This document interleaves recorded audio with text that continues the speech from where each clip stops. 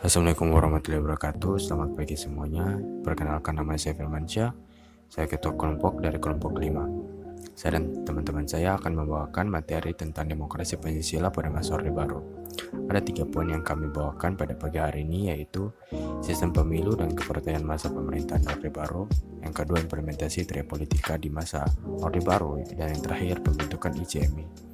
Materi yang pertama akan dibawakan oleh teman saya. Dipersilakan. Sistem pemilihan umum pada masa Orde Baru. Selama masa Orde Baru, pemerintah berhasil melaksanakan 6 kali pemilihan umum, yaitu tahun 1971, 1977, 1982, 1987, 1992, dan 1997. Dalam setiap pemilu yang diselenggarakan selama masa pemerintahan Orde Baru, Golkar selalu memenangkan pemilu. Pada pemilu 1997 yang merupakan pemilu terakhir pada masa pemerintahan Orde Baru, Golkar memperoleh 74,51% dengan perolehan 325 kursi di DPR. Ini merupakan perolehan suara terbanyak Golkar dalam pemilu. Adapun P3 memperoleh 89 kursi dan PDI mengalami kemerosotan perolehan suara dengan hanya mendapatkan 11 kursi di DPR. Kemerosotan perolehan suara PDIP disebabkan adanya konflik internal di tubuh partai berkepala banteng tersebut. PDI akhirnya pecah menjadi PDI Suryadi dan PDI Megawati Soekarno Putri yang sekarang menjadi PDIP. Penyelenggaraan pemilu yang teratur selama masa pemerintahan Orde Baru telah menimbulkan kesan bahwa demokrasi di Indonesia telah berjalan dengan baik. Apalagi pemilu berlangsung dengan asas luber, langsung, umum, bebas, dan rahasia. Namun dalam kenyataannya, pemilu diarahkan untuk kemenangan salah satu kontestan pemilu saja, yaitu Golkar. Kemenangan Golkar yang selalu mencolok sejak pemilu 1971 sampai dengan pemilu 1997 menguntungkan pemerintah yang perimbangan suara di MPR dan DPR didominasi oleh Golkar.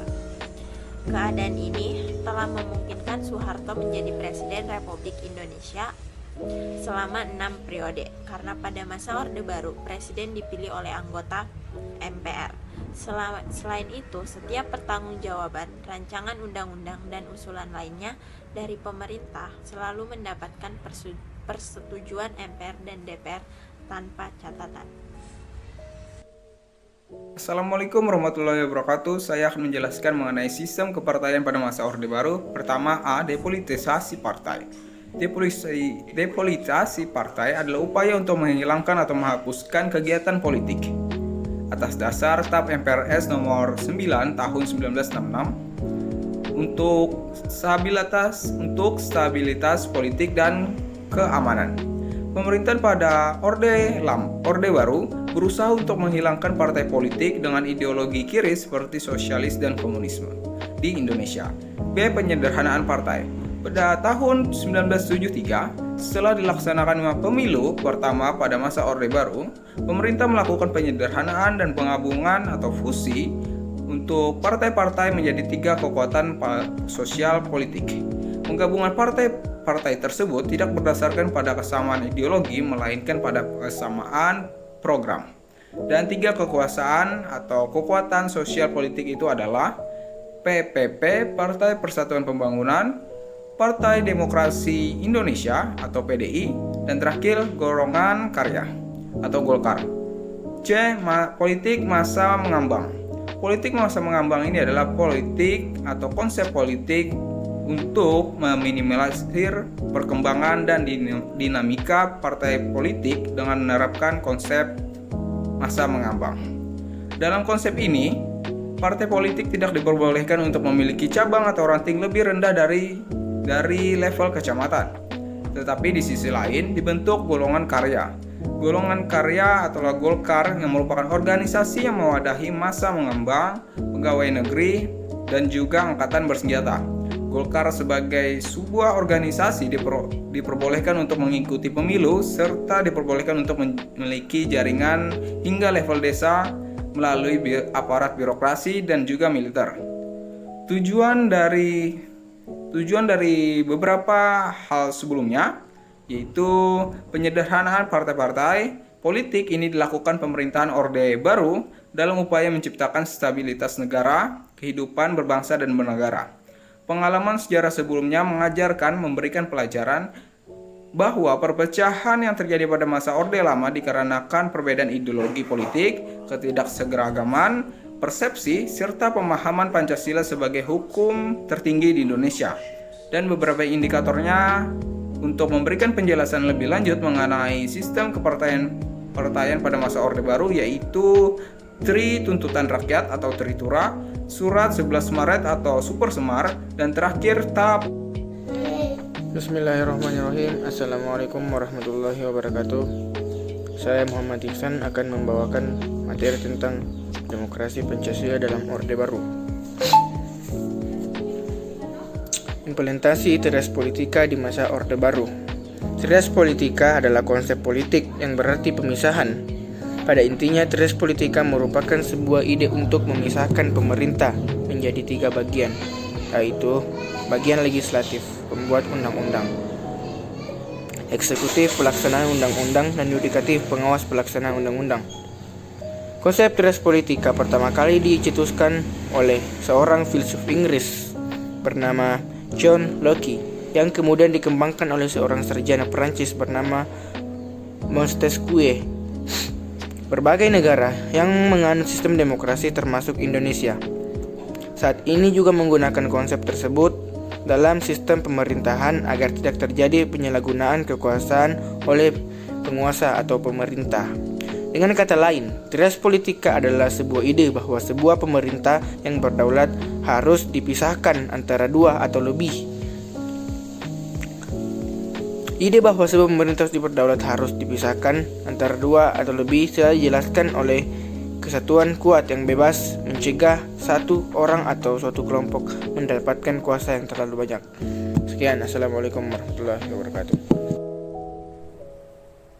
Assalamualaikum warahmatullahi wabarakatuh. Mengimplementasikan Tri Politika di masa Orba atau Orde Baru. Penerapan Tri Politika telah mengalami berbagai penyesuaian agar bisa diterapkan sebagai bentuk pembagian kekuasaan dalam negara ini. Perumusan pembagian kekuasaan pernah mengalami perubahan-perubahan pada awal masa kemerdekaan, yang kemudian diwarnai dengan kehadiran partai-partai di dalam DPR. Indonesia juga pernah mengalami masa demokrasi semu yang menitikberatkan kekuasaan yang hanya pada eksekutif. Banyak sekali perubahan yang telah terjadi dalam sistem pembagian kekuasaan dari tahun 1945 hingga masa pasca reformasi 1998. Kemudian pada masa Orde Baru 1966 sampai 1988, lembaga-lembaga negara yang memiliki fungsi asli sebagai lembaga eksekutif, legislatif, dan yudikatif sudah ada dari secara kelembagaan telah berdiri. Lembaga-lembaga tersebut adalah eksekutif, presiden dan kabinet, legislatif, MPR, DPA dan DPR, yudikatif, Mahkamah Agung. Tapi pada pelaksanaan kekuasaan sangat dititikberatkan pada eksekutif dan sebagai legislatif yang dikuasai ABRI, Angkatan Bersenjata Republik Indonesia, dan Partai Golongan Karya. Setelah mundurnya Soeharto pada tahun 1998, Indonesia mengalami reformasi dan redefinisi pembagian kekuasaan dalam pemerintahan melalui berbagai amandemen Undang-Undang 1945 serta undang-undang pendukungnya tentang lembaga pemerintahan. Pengaplikasian Tri Politika ini di Indonesia saat ini dibagi ke dalam eksekutif, yaitu presiden dan kabinet, legislatif, yaitu MPR, DPR, dan DPD, dan yudikatif, MA, Mahkamah Konstitusi, dan Komisi Yudisial. Selain itu, Indonesia memiliki lembaga pengawas keuangan yaitu BPK yang sudah ada semenjak zaman Indonesia merdeka. Assalamualaikum warahmatullahi wabarakatuh. Saya atas nama Yuliati Rizky dari kelompok 5 akan menjelaskan tentang implementasi tria politika di masa Orba. C. Tidak ada sistem kenegaraan yang murni. Teori trias politika tidak hanya digunakan di Indonesia, tetapi juga di negara lainnya. Uniknya, tidak ada satupun negara di dunia yang sistem pemerintahan negaranya benar-benar sesuai dengan konsep yang dikembangkan oleh John Locke, Matthew Montesquieu.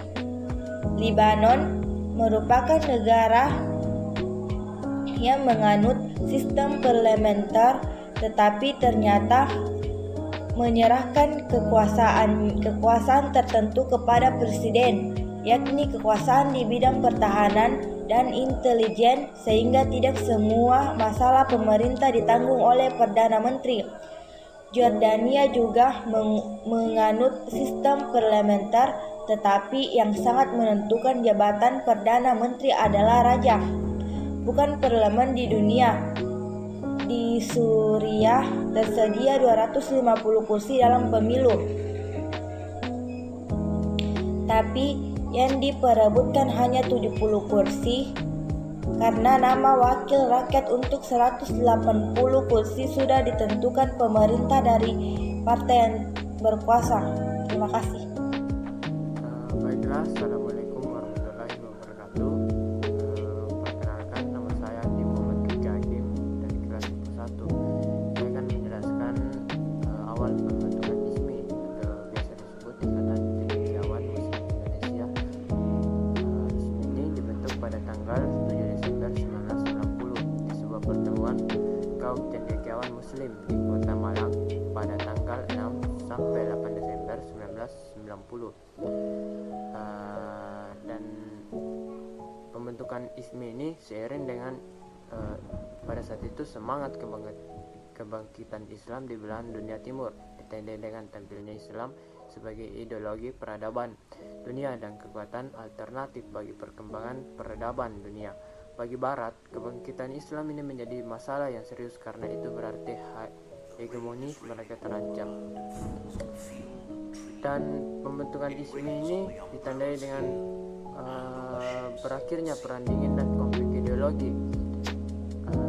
Kelahiran ISMI berawal dari diskusi kecil di bulan Februari 1990 di Masjid Kampus Universitas Brawijaya, Malang.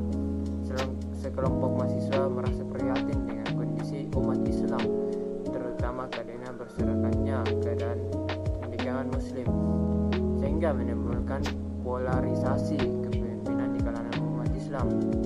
Dari forum itu kemudian muncul gagasan untuk mengadakan simposium dengan tema sumbangan cendekiawan Muslim menuju era tinggal landas yang direncanakan akan dilaksanakan pada tanggal 29 September atau 1 Oktober 1990. Mahasiswa tersebut terdiri dari Erik Salman, Ali Muntakir, M. Sainuri, Awang Surya, dan M. Iqbal berkeliling menemui para pembicara, di antaranya Manuddin Abdul Rahim dan M. Dawan Raharjo. Dari hasil pertemuan tersebut, pemikiran mereka terus berkembang sampai muncul ide untuk membentuk wadah cendekiawan Muslim berlingkup nasional.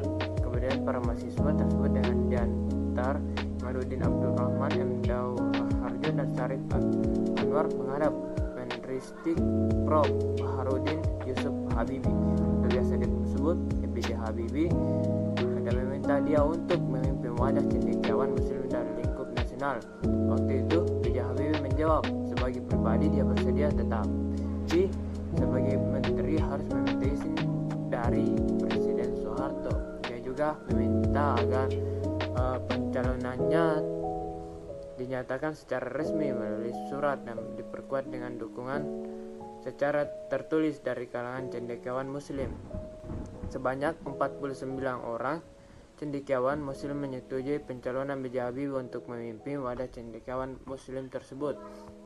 Itulah penjelasan singkat saya. Dua tujuan ICMI. Yang pertama itu, berdirinya ICMI ini merupakan ungkapan syukur umat Islam yang mampu melahirkan sarjana dan cendekiawan. Yang kedua, untuk memimpin ICMI ini diperlukan tokoh cendekiawan Muslim yang reputasi nasional dan internasional serta dapat diterima oleh umat Islam, masyarakat Indonesia maupun pemerintah. Nah, dalam beberapa tahun sejak berdirinya ICMI telah berhasil mendirikan beberapa untuk lembaga yang bertujuan untuk memberdayakan masyarakat Muslim Indonesia. Beberapa lembaga yang berhasil didirikan oleh kepengurusan ICMI itu diantaranya Bank Muamalat Indonesia (BMI), Yayasan Abdi Bangsa, dan Baitul Malwa Tamlil atau yang disebut BMT. Sehingga untuk hari ini ICMI dapat memiliki daya tarik cukup disegani sebagai sebuah organisasi kumpulan kaum cendekiawan. Para pengurusnya di level pusat terdiri dari akademisi, ulama, politisi, birokrat, dan pengusaha yang tetap memandang bahwa kesejahteraan masyarakat itu menjadi perhatian pemerintah dan seluruh komponen umat Islam di Indonesia.